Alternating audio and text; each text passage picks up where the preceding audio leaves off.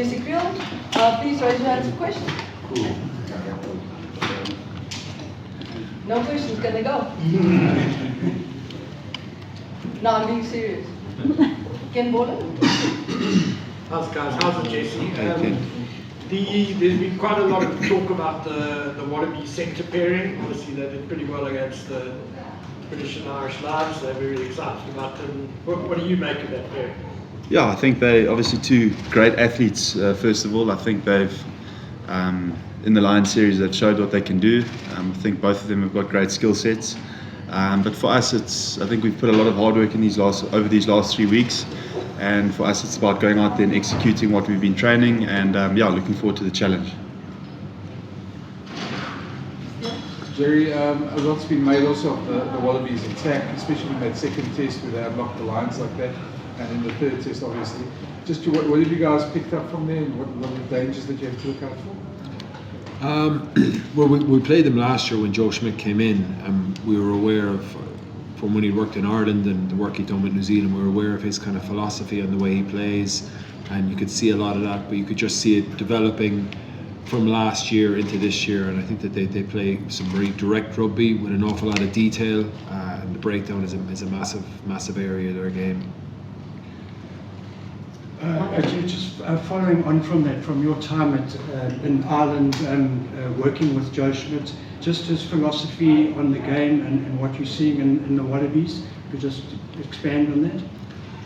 I think if you look at it from a timeline, when they were at the last World Cup, they looked a little bit rudderless. And when Joe came in, he's a brilliant coach. His level of detail that he brings is phenomenal, and I saw the impact that he had in Ireland by making players play much higher than their perceived capacity.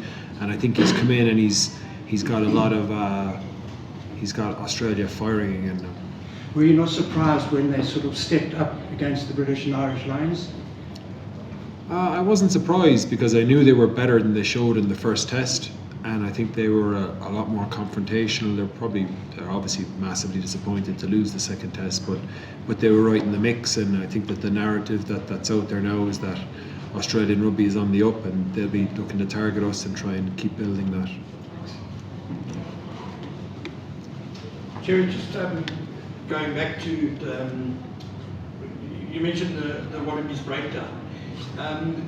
Obviously, they're a good attacking side when they get front football and that. Would you say that's the key to maybe stopping that attack is the breakdown and stopping them from getting quick balls in? Hence playing 2 number 6s? Yeah, you could definitely say that, because I think for most teams in attack, getting quick ball is going to be the big thing for them. I think when you look at how meticulously Joe Schmidt plans his plays, and whilst they didn't show a huge amount in 1 to 3 phases, you could see that the players were really aligned to a plan that might stretch 5-6 phases, which, to retain the ball and be in the right place, you have to be really, really detailed with your breakdown. I think that we look at that, there are 2 players in instantly all the time. Jerry, sort of the most key things to them improving in that series against the Lions also had to do with the introduction of Tupou, Will Skelton, Valentini, and moving Tom Hooper to blindside, so obviously physical threats. When you plan for that defensively, is it specific to that, or is it just all part of the system? Well, our system won't change much, but what you do is you'll emphasise certain areas a little bit more. And I think when you bring in Tupou, when you bring in Valentini, and you bring in Skelton, they're massive ball carriers, and they can give you huge momentum, which then feeds into the breakdown narrative, and they get quicker balls. So that was obviously a big part of it, and I suppose that they also give them a little bit more of a confrontational edge outside of play. Jerry, I know that in the incoming series, in that first test against the Italians, you guys weren't too happy with the defensive effort. You guys cleaned it up really nicely in that second test. And then against Georgia, they got off to a pretty good start.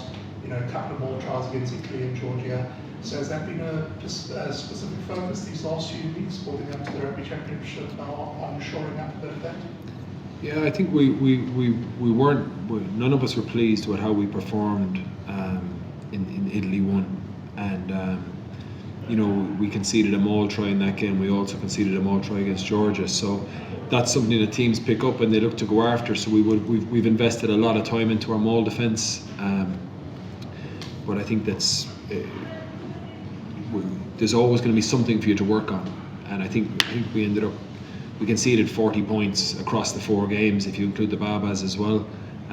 But it was a little bit like this. We started well against the Babas, really poor against Italy 1, good against Italy 2, and then kind of a little bit in between with Georgia. So there's definitely a lot of scope for us to improve, and on the back of the level of intensity that the Australians have been playing, we've tried to replicate that with our training. Jesse, following up on what you just said, obviously you guys weren't happy with your performances in those 3 tests. Rassie was saying you worked hard at the preparation camps. Do you feel those issues were addressed and you are ready for this rugby championship? Absolutely. I think we obviously drive extremely high standards in this environment. I think it's extremely competitive with the level of players and in each position. I think we pushed each other hard in training, and I think we've obviously had the points that Jerry's spoken about, and they've obviously been things we've worked on in these last couple of weeks, mixed with a bit of conditioning, or actually a lot of conditioning. So yeah, I think I'm definitely talking for myself here, and I think the other guys will say the same thing, but I such a very confident in the level of preparation that we've put in, and feel that I'm confident going into the weekend, and very excited as well. Jesse, one thing that's come up from pundits around the world, I suppose, asking if you guys are battle hardened enough from those 3 tests compared to the intensity that the Wallabies had. Just your thoughts on that? Yeah, we'll have to see Saturday. I believe we've worked hard. I think everyone's obviously got their opinions on battle hardened or not, but I think it's a way you pitch up every day to training, the way you pitch up with the mindset to whatever you approach throughout your week. And I think for us, again, it's a good opportunity for us to represent South Africa, and I don't think anyone takes it lightly in this environment. So yeah, very excited for the challenge, and confident that we'll be up for it. And just pardon me, with Andre as opposed to Dukes, how's that different for you guys as a combination? Yeah, I think it comes back to what I said now, is that there's so much competition in each position. I think Andre was extremely good in all the test matches he played, and Dukes has shown over the years what an asset he is for this team. So very excited to play with Andre. I've played with him many times, actually quite a bit against Australia, so excited for him to show, and also excited to get another opportunity to play again. I think Kanan's also involved, so very excited to see what he can do when he comes on. But I think it's a great opportunity for a lot of guys. Jerry, just looking at the championship as a whole, Rassie was talking yesterday about how difficult it is to win back-to-back. I mean, obviously the All Blacks are always up there, Australia on the rise. How do you see the championship in general? How competitive do you think it'll be? I think it's a phenomenal competition, because you look back on last year, and I think that Argentina were like the dark horses that came out of nowhere and shocked New Zealand, and they beat us as well. So I think there's no weak team in the championship. That is it, and I suppose last year, if I was to look at it objectively now, the fact that Joe Schmidt had only just taken over after the World Cup meant that the Wallabies probably started slowly, and we benefited from that because we played them early in the championship. I don't think that's going to be the case now. So, but we want to play the best teams when they're at their best. You don't want to be, with all due respect to Georgia and the Barbarians, we want to be playing the best teams in the world, because that's how you get better.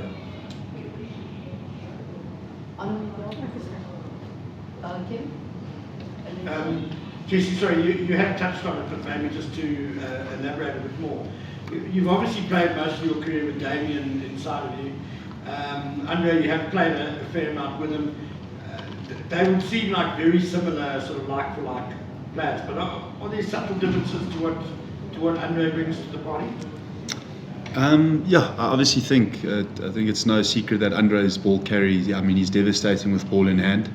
I think he's also got a great understanding about the game, like Damien has as well. And I think the two of them, it's been so great to see how closely they work with each other to try and better each other's games. And I think that's exactly what we're all about as a unit over here. How the centres help each other to grow.